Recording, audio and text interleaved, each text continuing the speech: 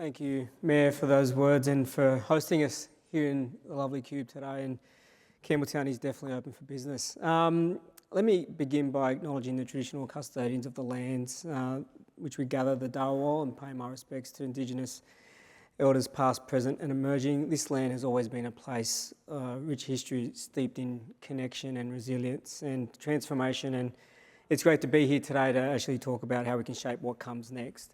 It's fantastic to see many of you here for our second Southwest Sydney Development Forum.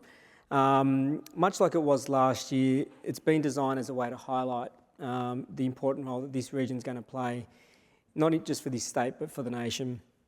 Importantly, it's not just about how the region grows, but how it leads. And when it comes to leading, I think it's important to acknowledge the likes of Darcy and the mayors and the councils, what the work that they're doing to ensure that their communities and future communities are well represented.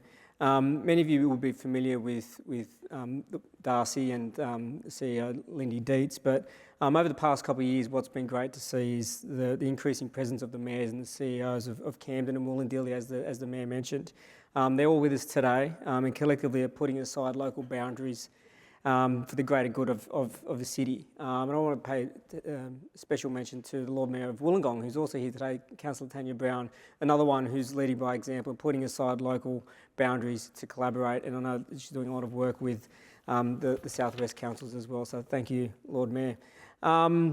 Also want to mention the state and federal MPs, Greg Warren, who we'll hear a little bit later as well.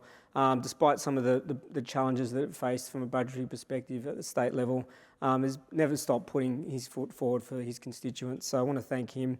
The people of the Southwest and the additional 400,000 people that will call this region home over the next 20 years will continue to need these voices if they're going to have the infrastructure, the homes, the jobs and the investment required to keep pace with this growth. It's something that's not lost on the state government, which in release of its local housing targets recognised the need to increase supply in these areas. The current targets in the various areas of the Southwest show that this is a part of Sydney that will be required to do its fair share of the heavy lifting. And while I think most of us accept the view that homes should be concentrated around transport nodes, there's no denying that there is a place for greenfield development, particularly when done sensibly, when backed by infrastructure and supported by local communities. In Campbelltown, Camden, Liverpool, Fairfield, Wollondilly, we expect to see massive jumps in numbers over the next 5 years. Importantly, these areas, led by their local representatives, haven't backed away from the challenge. Indeed, many of them have embraced it. While the growth challenges of Sydney have become more of a focal point over the past few years, it's not a particularly new thing for the Southwest. In fact, if you look back at the early New South Wales Metropolitan Plan from the 1960s, and I'm sure Minister Scully's seen this, which mapped out how the city will grow up until the year 2000, there are quite a few issues that many decades later that still sound very familiar and I'm sure we'll be hearing about today.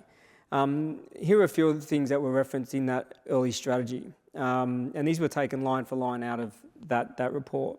The need for rail-oriented development along the MacArthur line and to the south is needed to reduce car dependency and improve access to major employment centres. The need to address the over-centralisation of jobs in the Sydney CBD. The need to stage development in the outer southwest so as to avoid overextending our capacity to service the development of new homes. The infrastructure for the southwest is ambitious, expensive and requires coordination. These were exact references taken from a plan that was developed more than 60 years ago, and a lot of it still rings true today. So where does that leave us?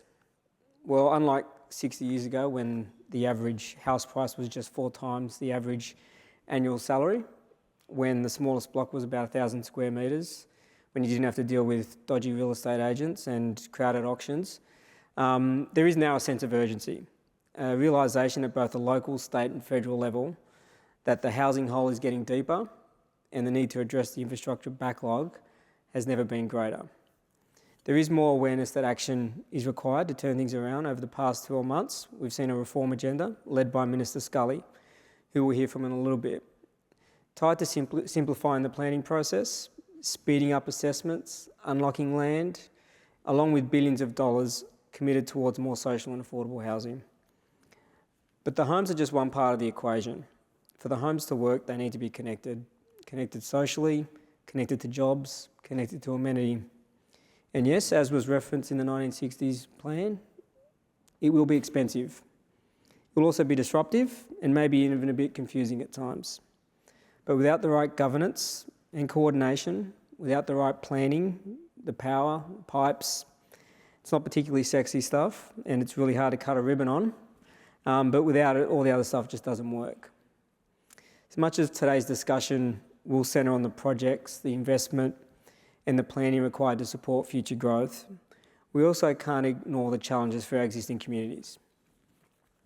We're talking about a region that ranks significantly higher than the rest of Sydney when it comes to a bunch of social, health and economic metrics. Its population has higher rates of obesity, higher rates of mental health distress, higher rates of fertility, home to the busiest emergency department in the state.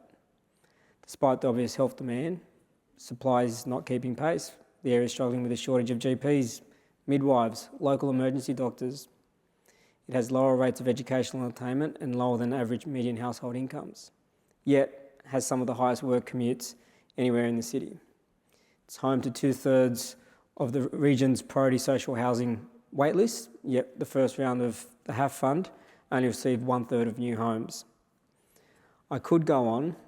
The point is that what we're likely to hear today in the form of calls for investment in roads, in rail, schools, hospitals, isn't about plugging an infrastructure gap.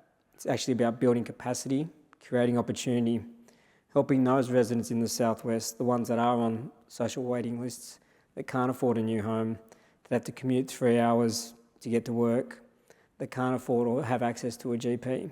It's about helping these people have better lives. The policy levers that have been pulled, the investments in our water and our social infrastructure, the commitments to explore major roads and rail, new bus services, along with a willingness to think creatively and in partnership with industry and community, have been at the centre point of the government's growth agenda in the southwest these past 12 months. And I want to thank Minister Scully, who's with us today, along with his cabinet colleagues in the areas of jobs, education and transport, who have continually highlighted the importance of the southwest over this period. It's certainly pleasing that this message has been matched by some really encouraging funding announcements, and in particular hearing the Premier and Treasurer talk about the need to continue to invest in the enabling infrastructure to service future growth in the south and southwest. Great sign. The plans, the systems, coordination are taking shape. The investment is starting to roll in. We're hopeful there's more on the way. The obvious next step is how we're going to deliver.